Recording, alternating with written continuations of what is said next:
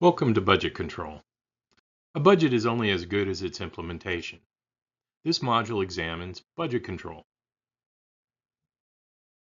Today we'll examine adoption, or the formal allocation of money, expenditure limits, or the assignment of control points, chart of accounts, or the importance of coding every transaction, spending pace, or the allotment of money by time period, inflation, or how to assess its impact on the budget, and finally events, or managing unexpected changes in supply and demand. Adoption refers to the formal approval of the budget. Who has budget adoption responsibility? Is it the laboratory manager, the head of the clinic, a regional authority, or perhaps a central government agency? We might call this person or agency the approving authority. It's only after the budget has been formally adopted that spending can occur according to the plan.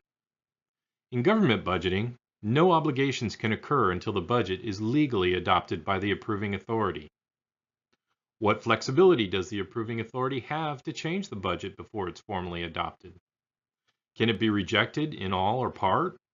Can items be substituted or revised? Can fee levels be imposed or changed? What about salary or wage levels? During the year, what authority does the approving authority have to change the budget? Can changes be imposed, or is there a requirement for cooperation and sharing of ideas? If the approving authority is ultimately responsible for the budget to finish the year on target, it makes sense that any mid-course correction should also be part of this ultimate responsibility. Expenditure limits can be exercised at different levels of the organization. What are expenditure limits? Expenditure limits define what accounts may be used to pay obligations. The red arrow here illustrates that control could stay at the organization level. That's termed a macro control, which allows spending out of any account. Or it may go all the way down to the line item level, termed a micro control. This limits certain obligations to a single account. Macro control gives the most discretion to managers and staff on how to use funds, while micro control takes away the most discretion. Program level control puts spending limits at the level that often crosses departmental boundaries.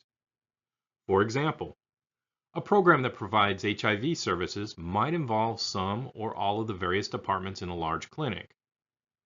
The program budget would include part of the front office intake department, part of the counseling department, part of the testing service department, some of the inpatient services department, and part of the follow-up client services unit. As this might suggest, a program level control may make it hard for each department to control its own budget, since so much of what happens is a function of the interaction between departments. It only takes one department to make a mistake, for a client to be delayed, or the budget to get off target.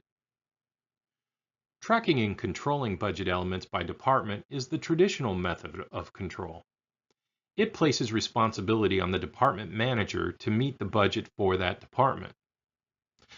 But as the prior example illustrated, if another department's activities, or worse, non-activity, influences your department's budget success, then you're dependent on their level of work.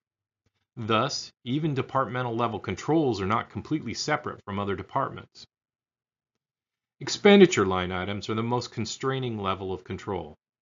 That means that the line item for office supplies, for example, cannot be exceeded without approval from the approving authority. For that reason, controls on expenditure categories, which make up multiple budget lines, make more sense. It balances control while allowing some discretion. Instead of placing controls on office supplies, continuing the example before, control is placed on the more encompassing supplies category. As this discussion suggests, there are competing pressures to use more macro or more micro controls. All too often, organizations desire to use more macro controls, but then some wayward employee messes up and the negative headline news makes the organization tilt back to micro controls to avoid future negative headlines. Every transaction, whether an inflow or outflow should be assigned a number that allows it and others like it to be sorted in a uniform manner. Financial reports depend upon a systematic recording system known as the chart of accounts. These charts of accounts differ by organization, but they all enjoy certain common characteristics. Here is a sample chart of accounts. This example indicates a 4-digit fund number, which is the first 4 numbers, a departmental number, which is the middle 2 numbers, and the line item account number, which is the last 4 numbers. As we mentioned with the prior slide on expenditure limits, spending control can be exercised at different levels. Well, the chart of accounts shows how to do that. If the control was on the line item expenditure level, such as office supplies, then any item coded as 1101, 01, 5301 would be subject to strict spending control. Alternatively, control on the expenditure category of supplies would focus instead on items coded in the grouping of 53 in the number series 1101, 5300. You'll notice that not all numbers are used. It makes sense to leave some number gaps, as they allow for future changes in accounts used in organizational activities. Not every budget in an organization will use exactly the same line item accounts. They may all have salary lines, but only laboratories might have a need for a separate supply line for CD4 cartridges. As a result, every organization keeps a master chart of accounts which lists all of the line items set up for possible use in a budget. This slide shows an example of a section of a master chart of accounts. Definitions of each numbered line item are needed to ensure that the coding of each expenditure is done properly and into the right account. If expenditures are not coded to the proper account, then generating accurate reports of, say, how much has been spent on CD4 cartridges or how much has been spent on office supplies becomes very difficult. It impacts both management decisions and transparency. Showing here is just part of a much longer definition listing.